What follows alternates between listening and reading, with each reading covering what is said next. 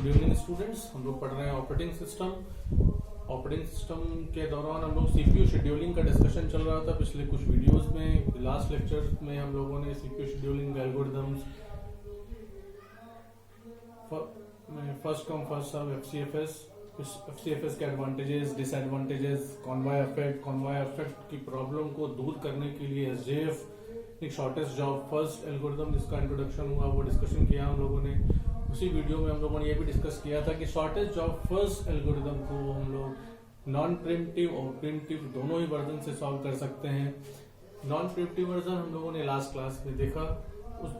आज की क्लास में हम लोग preemptive version of shortest job first, that is also called as shortest remaining time first, shortest remaining time first SRTF as its name suggests, shortest remaining time first।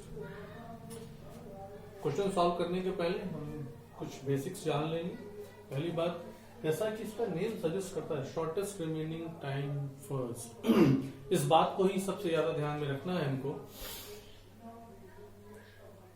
सबसे महत्वपूर्ण बात यह है इस एल्गोरिथम के क्वेश्चन को सॉल्व करते वक्त कि जैसे कोई भी प्रोसेस रन कर रहा हो प्रोसेसर में, लेकिन जैसे ही कोई नया प्रोसेस सिस्टम में इंटर करता है, जैसे ही कोई नया प्रोसेस सिस्टम में इंटर करता है, ठीक उसी वक्त उस न्यूली प्रोसेस के बर्स्ट टाइम को रनिंग प्रोसेस के रिमेनिंग बर्स्ट टाइम से कंपेयर करना अनिवार्य हो जाता है।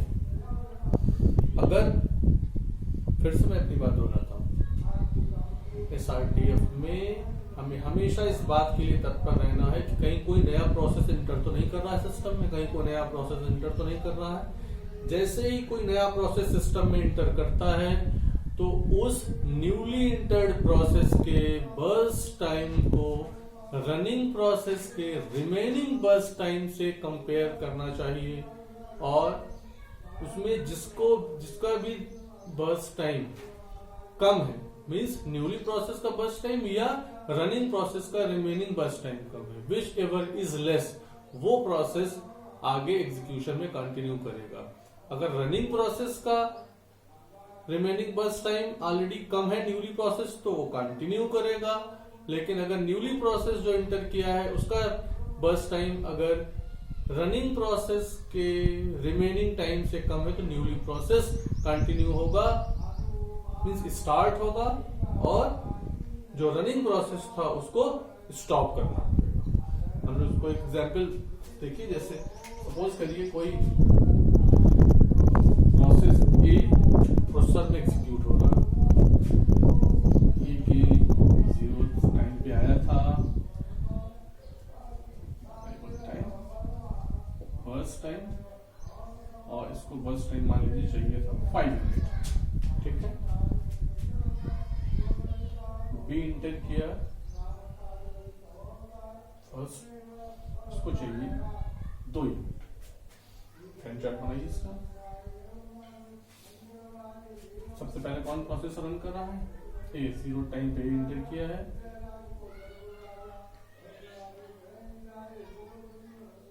और 1 यूनिट चल चुका।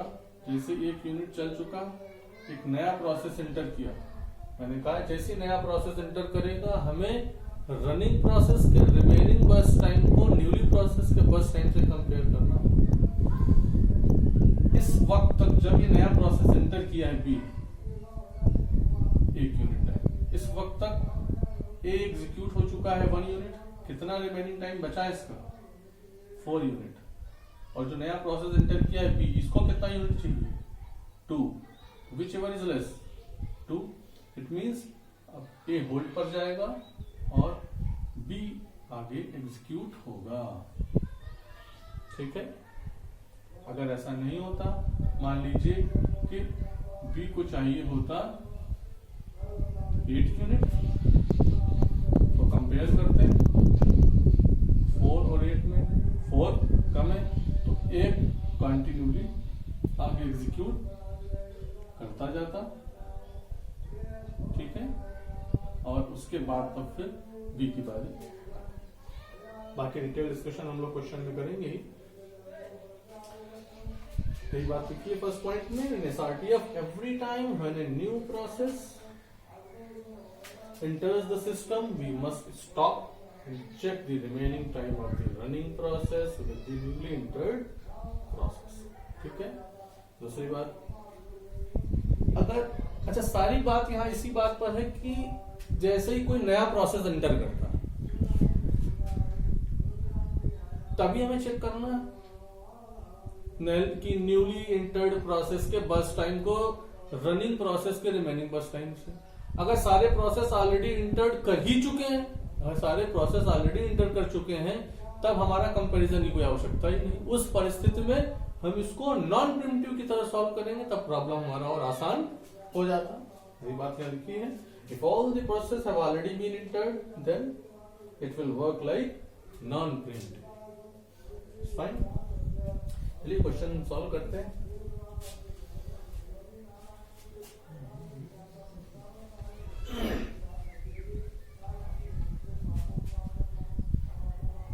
कितने प्रोसेस हैं? 5 प्रोसेस हैं आपके पास, P1 to P5, arrival time, burst time दिया हुआ है। सबसे पहले क्या करते हैं हम लोग, गैंट चार्ट बनाते हैं।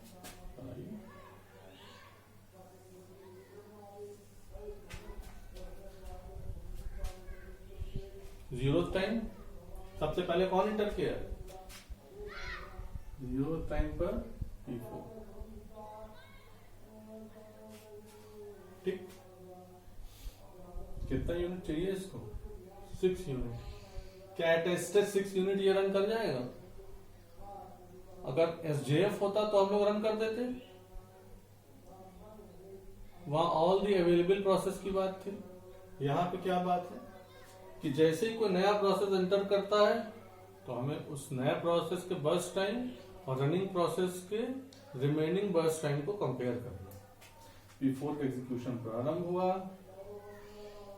कब कोई प्रोसेस एंटर कर रहा है? टाइम 1 पर। ठीक है भाई,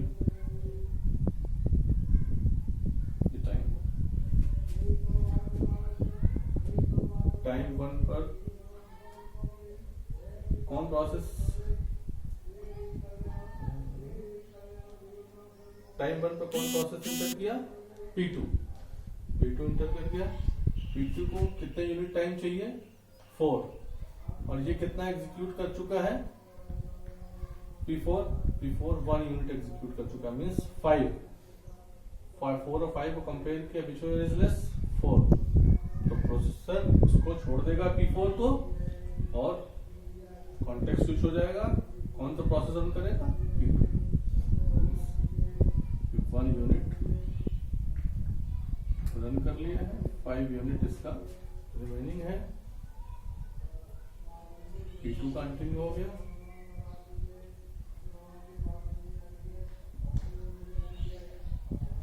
ठीक, अब अगला प्रोसेस कब इंटर हो रहा है? टाइम 2 पर। टाइम 2 पर चेक करिए भाई। टाइम 2 पर P2 कितना? P2 का रिमेनिंग होगा कितना? 3।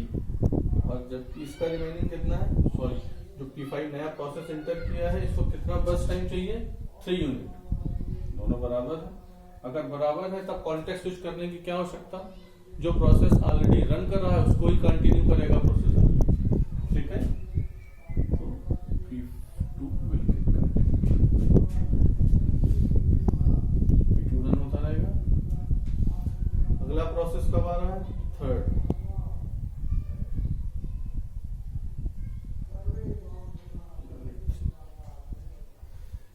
कौन प्रोसेस आया?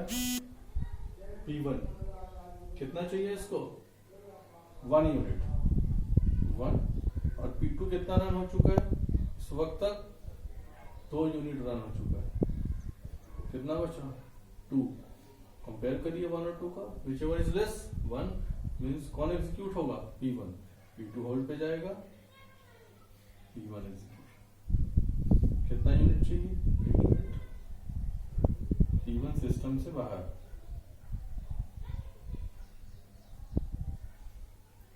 ये एग्जीक्यूट होगा। ठीक है, टाइम 4 पर कौन सा नया प्रोसेस एंटर किया है? P3। कितना टाइम चाहिए इसको? 2। ठीक, और चूंकि P1 ऑलरेडी सिस्टम से एग्जिट हो गया, ये तो रन कर नहीं रहा है, प्रोसेसर खाली है। प्रोसेसर को जो भी प्रोसेस अलॉट होगा, या तो नया प्रोसेस अलॉट होगा, या पुराने बचे हुए प्रोसेस में से जिसका रिमेनिंग टाइम कम होगा वो अलॉट हो जाएगा। P1 ऑलरेडी एग्जॉस्ट हो चुका है, सिस्टम से बाहर जा चुका है। P2 को चाहिए 2 यूनिट, P3 को चाहिए 2 यूनिट, P4 को 5 चाहिए, P5 को 3 यूनिट चाहिए। यानी कि P2 या P3 में से कोई रन कर सकता है। तो P2 चूंकि पहले से ही रन कर रहा था, तो P2 को आप एग्जीक्यूट कर सकते हैं, आप P3 को भी ले सकते हैं, कोई फर्क नहीं डालेगा सिस्टम में। अगर दो प्रोसेस में टाई हो जाता है तो आप XCFS यूज कर सकते हैं। P2 यूज कर लीजिए। कितना यूनिट चाहिए? 2 यूनिट। अच्छा, गौर करिए, अब मैंने 5 पे चेक ही नहीं किया।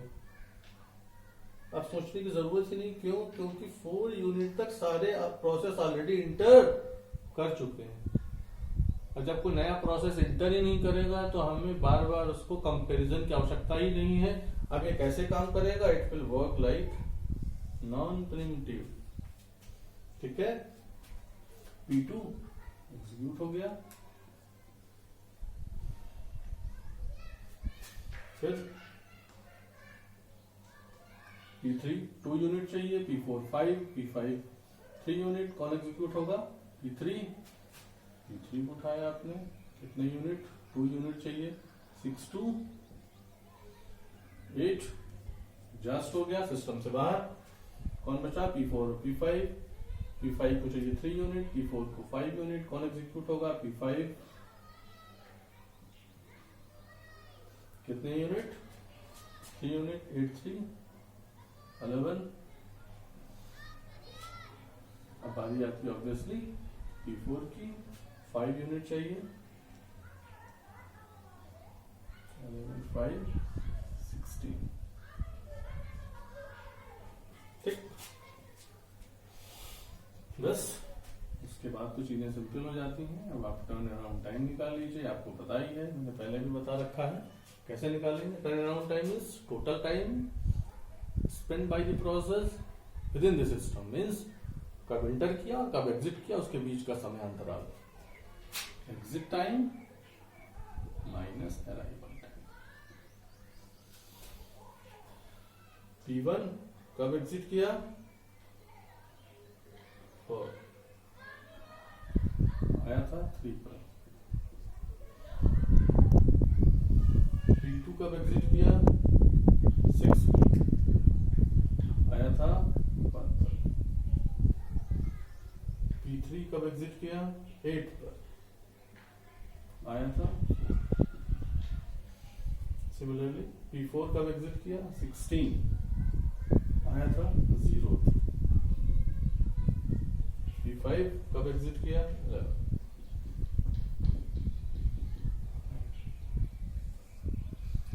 टाइम निकाल लिया, आप वेटिंग टाइम निकाल सकते हैं। Turn around time minus burst time. याद आ रहा है? फार्मूला बताया था मैंने, नहीं याद हो तो याद कर लीजिए। टर्न अराउंड टाइम के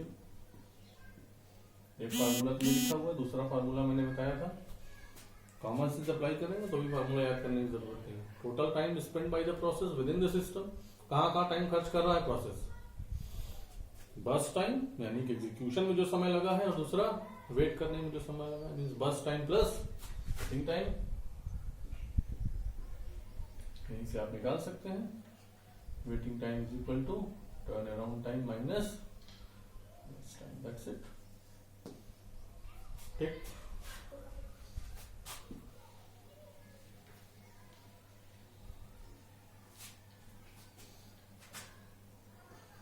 one minus 1 0। 5 minus 4 1, 4 minus 2 2, 16 minus 6 10, 9 minus 3 6।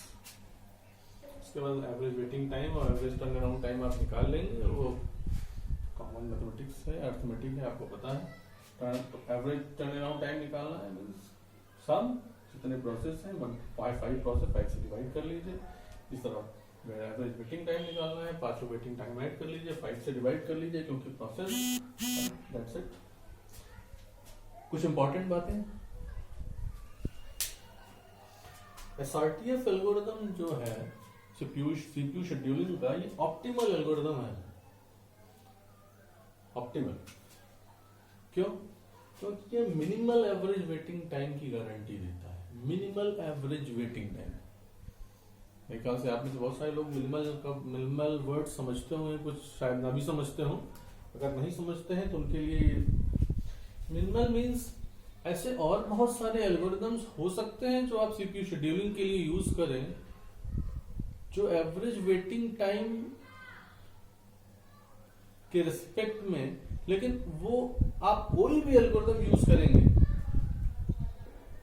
CPU scheduling के लिए, तो एवरेज वेटिंग बेस्ट कंडीशन में जो एवरेज वेटिंग टाइम होगा वो निश्चित ही एसआरटीएफ के एवरेज वेटिंग टाइम के बराबर हो सकता है बेस्ट कंडीशन में, उससे कम नहीं हो सकता। मतलब इससे बेहतर एल्गोरिथम एवरेज वेटिंग टाइम के रिस्पेक्ट में आपको नहीं मिलने वाली। इसके बराबर, इसके समकक्ष एल्गोरिथम मिल जाएगी, लेकिन इससे बेहतर नहीं मिलेगी। जो एवरेज वेटिंग टाइम आपको एसआरटीएफ दे देगा, उससे कम वेटिंग टाइम का एल्गोरिथम आपको नहीं मिलने वाला। ये मतलब है आपको मिनिमल, ठीक है। If we use any of the algorithms, then the average waiting time at its best can be equal to the average waiting time of SRT, but can't be less than that of SRT। ठीक है, आज की class में बस इतना ही। Thank you. अच्छा, मेरी आगे की वीडियोस लगातार मैं बना रहा हूँ, समय की थोड़ी कमी है। आप लोग चैनल को सब्सक्राइब करते चलिए और बेल आइकन को दबाते चलिए, ताकि आपको नए वीडियोस जो हैं वो सतत मिलते रहें। ठीक है, थैंक यू।